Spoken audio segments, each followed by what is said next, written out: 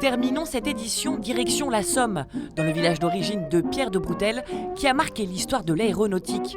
Expert des dirigeables, il invente le Zodiac, mais son nom reste quasi inconnu. Sa famille se bat pour le réhabiliter.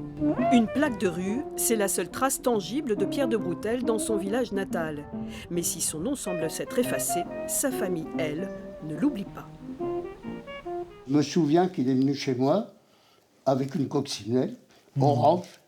Et il a ouvert le coffre de la coccinelle, c'est pas grand une coccinelle, et il m'a montré son bateau pneumatique. Tu vois un peu la grandeur qu'il pouvait y avoir sur un bateau pneumatique dans un coffre de coccinelle.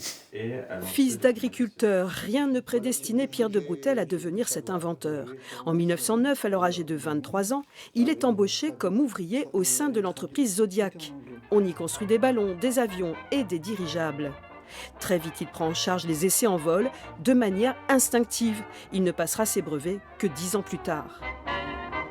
À la veille de la Seconde Guerre mondiale, un accident cardiaque met fin à sa carrière d'aviateur. Qu'importe, il entame des recherches avec des chutes de tissu des ballons et bricole un premier kayak pneumatique. Tout est issu des dirigeables. Les coutures, la matière.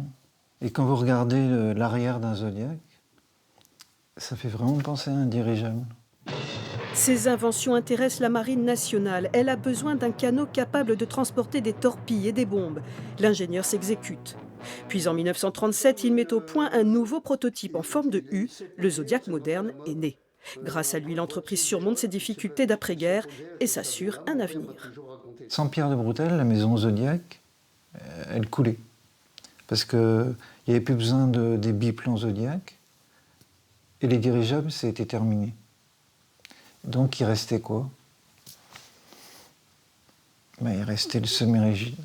Le docteur Bombard, le naufragé volontaire de l'Hérétique, est arrivé sain et sauf à Casablanca.